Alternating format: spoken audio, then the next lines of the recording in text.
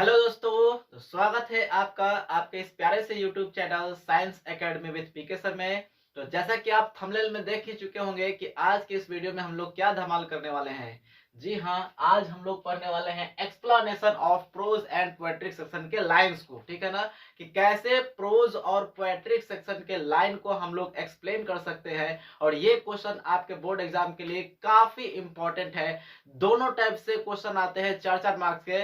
I mean poetry section से और pros section से अलग अलग क्वेश्चंस आते हैं और दोनों क्वेश्चन कंपलसरी होते हैं, बनाना ही पड़ेगा आपको। और ये दोनों क्वेश्चन 4-4 मार्क्स के होते हैं। जैसे कि पिछले वीडियो में हमने बता दिया था कि आपके 12th क्लास के 100 मार्क्स इंग्लिश के सब्जेक्टिव टाइप का क्या सिलेबस है, क्या उसका क्वेश्चन पूछने का पैटर्न है। तो उसमें मैंने बताया था कि एक क्वेश्चन 4 मार्क्स का आता है जो कि एक्सप्लेन करना होता है, वो पोएट्री सेक्शन से लिया हुआ होता है। और एक क्वेश्चन प्रोज सेक्शन से आता है जिसको एक्सप्लेन करना होता है और वो भी 4 मार्क्स का ही होता है। तो आज के इस वीडियो में हम लोग 4 और 4 टोटल 8 नंबर के क्वेश्चन को सॉल्व करना सीखेंगे, हल करना सीखेंगे, कैसे इसको हम लोग आंसर दे सकते हैं और बड़े ही आसान शब्दों में। ठीक है ना, बहुत बच्चे कंफ्यूज होते हैं कि दिए गए लाइन को एक्सप्लेन करना है तो उसको स्टार्ट कैसे करें।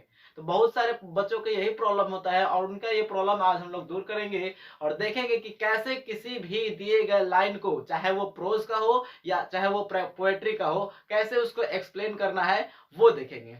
तो यहाँ पे ध्यान दीजिएगा, सभी प्रोज और पोएट्री सेक्शन के लाइंस को, हर एक लाइंस के लिए मैंने एक कॉमन तरीका खोज रखा है और ये कॉमन तरीका आपके सामने लिखा हुआ है कि आप कैसे किसी प्रोज या पोएट्री सेक्शन के लाइन को एक्सप्लेन करने के लिए अपने आंसर को स्टार्टअप कर सकते हैं। ठीक है ना, एक अच्छा स्टार्ट ही आपके क्वेश्चन को, आपके क्वेश्चन के आंसर को सही बनाता है, सुंदर बनाता है। और जब आप सही सुंदर स्टार्ट करेंगे तो उसके अनुसार आपको नंबर भी अच्छा ही मिलेगा। ठीक है ना, तो आइए सीखते हैं कि कैसे प्रोज या पोएट्री सेक्शन के लाइन को एक्सप्लेन करने के लिए उसको स्टार्ट किया जाता है।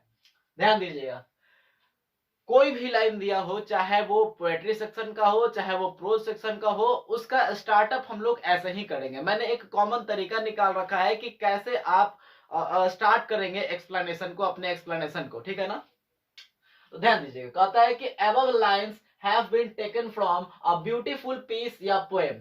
ध्यान दीजिएगा, यहाँ पे क्या लिखा हुआ है, जो भी लाइन आपका दिया हुआ रहेगा, क्वेश्चन में मेंशन किया हुआ रहेगा, उसके बारे में लिखा जा रहा है कि above lines have been taken from a beautiful piece या poem। या अगर आपको वो जो क्वेश्चन है वो पोएट्री सेक्शन के लिए से लिया हुआ है तो आप पोएम लिखेंगे, और अगर वो प्रोज सेक्शन से लिया गया है तो आप पीस का यूज करेंगे। ऐसा नहीं है कि दोनों आप अब्लिक दे के यूज कर दीजिएगा तो ये गलत हो जाएगा। ठीक है ना, दोनों में से किसी एक का ही यूज करना है। कब क्या यूज करना है वो यहाँ पे नोट में भी लिखा हुआ है। ठीक है ना, तो आगे वीडियो के साथ बने रहिए और देखिए आगे क्या होता है।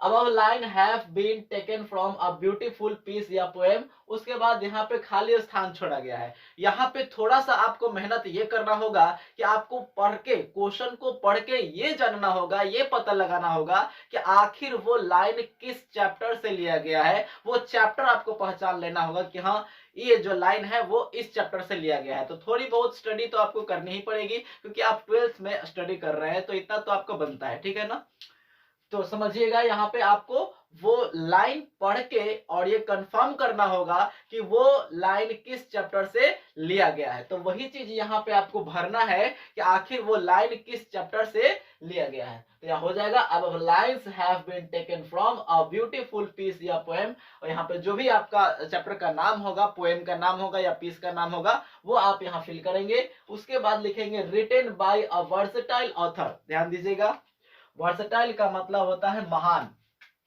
इसका मतलब क्या होता है, महान। ठीक है ना, written by a versatile author या पोएट। यदि आप किसी पीस के यानी किसी प्रोज सेक्शन के लाइन को एक्सप्लेन कर रहे हैं तो आप ऑथर का यूज करेंगे, और अगर किसी आप पोएट्री सेक्शन के लाइन को एक्सप्लेन कर रहे हैं तो पोएट का यूज करेंगे। ओके, आगे डॉट डॉट डॉट, यहाँ पे बात को समझिएगा। जो भी यहाँ पे आप चैप्टर का नाम भरेंगे कि हाँ ये लाइन जो है वो इस चैप्टर से लिया गया है, तो उस चैप्टर के जो लेखक होंगे, जो राइटर होंगे, उनका नाम यहाँ पे फिलअप करना है। ठीक है ना, उन्हीं का नाम यहाँ पे फिलअप करना है। अब उनका नाम याद कैसे होगा, तो याद कराने की जिम्मेवारी भी मेरी है, और मैं एक ट्रिक के माध्यम से, एक बहुत ही सुंदर ट्रिक के माध्यम से आपको हर एक चैप्टर का, उसके राइटर का नाम याद करा दूंगा, चाहे वो प्रोज का होगा या पोएट्री का होगा। और वो क्वेश्चन भी 10 मार्क्स का बनता है। जैसे कि पिछली वीडियो में मैंने बताया था कि मैच द फॉलोइंग का क्वेश्चन आता है, जो कि एक तरफ राइटर का नाम दिया होता है और दूसरी तरफ उस चैप्टर का नाम दिया होता है जिसको उन्होंने लिखा है। तो उसी को सामने सामने मैच करना होता है कि हाँ किसने किस चैप्टर को लिखा है। तो वो क्वेश्चन 5 मार्क्स का प्रोज के लिए बनता है और 5 मार्क्स का पोएट्री के लिए बनता है। तो वो दोनों क्वेश्चन मिला के आपको 10 मार्क्स के हो जाएंगे। तो वो चीज भी मैं कराने वाला हूँ और डिस्क्रिप्शन में उसका लिंक भी मिल जाएगा, आप जहां से जाकर उसको चेकअप कर सकते हैं। तो यहाँ पे क्या लिखा हुआ है, अब lines have been taken from a beautiful piece या poem written by dot dot dot written by a versatile author या poet sorry dot dot dot, यहाँ पे ऑथर का नाम हो जाएगा या जो उनके पोएट हैं, उनके कवि है, उनका नाम यहाँ पे भर देंगे। पैराग्राफ यहां से चेंज करेंगे। ये आपका मेन स्टार्टअप हो गया। किसी भी लाइन को एक्सप्लेन करने के लिए आप अपना स्टार्टअप ऐसे करेंगे, आपको फुल मार्क्स मिलेगा। ठीक है ना। आगे देखिए, in the given lines author या पोएट, मैंने पहले बता दिया है कि कहां ऑथर और कहां पोएट। अगर आप प्रोज सेक्शन के लाइन को एक्सप्लेन कर रहे हैं ऑथर यूज करेंगे, अगर आप पोएट्री सेक्शन के लाइन को एक्सप्लेन कर रहे हैं तो पोएट का यूज करेंगे। ठीक है ना। In the given lines author या poet wants to say that in कहता है कि इस लाइन में या इस लाइन के द्वारा कवि यह कहना चाहते हैं कि यहाँ पे थोड़ा सा आपको खुद का दिमाग लगाना पड़ेगा, थोड़ा सा तो चलाना पड़ेगा ही, क्योंकि कौन सा लाइन आप एक्सप्लेन कर रहे हैं ये ना तो मैं जान रहा हूं और ना ही आप जान रहे हैं कि कौन सा एग्जाम में आपका लाइन एक्सप्लेन करने के लिए आएगा। तो जो भी लाइन आपको एक्सप्लेन करने के लिए आए उसके अनुसार, उसके अकॉर्डिंग यहाँ पे आप अपना बॉडी फील करेंगे कि आखिर उस लाइन के द्वारा कवि कहना क्या चाहते हैं। अगर उस लाइन का समरी, उस चैप्टर का समरी आपने याद किया होगा तो आप अपने मन से यहाँ उसके बारे में, उससे रिलेटेड कुछ जरूर लिख सकते हैं। अगर आपको कुछ याद नहीं आ रहा है, कुछ आपको एक्सप्लेन करने नहीं आ रहा है, आप उस लाइन के द्वारा लिख नहीं पा रहे हैं, तो इतना तो जरूर याद होगा कि वो लाइन किस चैप्टर से लिया गया है। अगर उस चैप्टर का आप समरी याद किए होंगे तो उस समरी का कुछ भाग आप इस लाइन में फिलअप कर सकते हैं, जिससे कि आपको नंबर मिल जाएगा। ठीक है ना।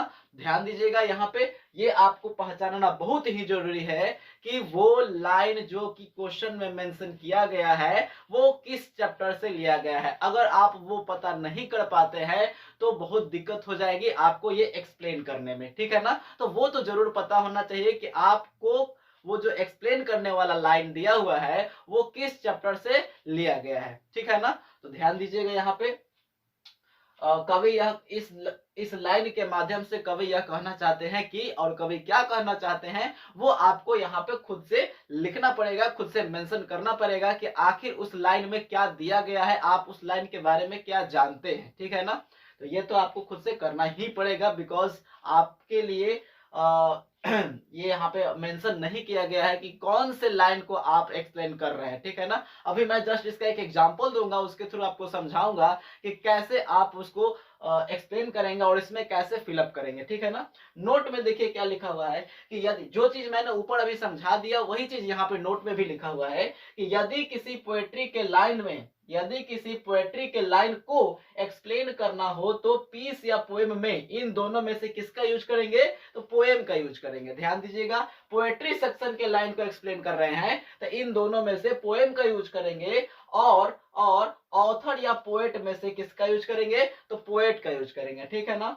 आगे समझिए कि और यदि किसी प्रोज सेक्शन के लाइन को एक्सप्लेन करना हो, यदि आप किसी प्रोज सेक्शन के लाइन को एक्सप्लेन कर रहे हैं तो पोएट पीस या पोएम में आप यूज किसका करेंगे, पीस का यूज करेंगे, और ऑथर या पोएट के जगह पे आप ऑथर का यूज करेंगे। यानी कि अगर आप पोएट्री को एक्सप्लेन कर रहे हैं तो पोएम और पोएट यूज करें, अगर आप किसी प्रोज सेक्शन को एक्सप्लेन कर रहे हैं तो पीस और ऑथर का यूज करेंगे। ठीक है ना। तो फिलहाल आप इसका स्क्रीनशॉट ले लेंगे, मैं इसके थ्रू एक एग्जांपल आपको समझाऊंगा और बताऊंगा कि आप कैसे किसी भी लाइन को एक्सप्लेन कर सकते हैं। चलिए इसको स्क्रीनशॉट ले लीजिए जल्दी से।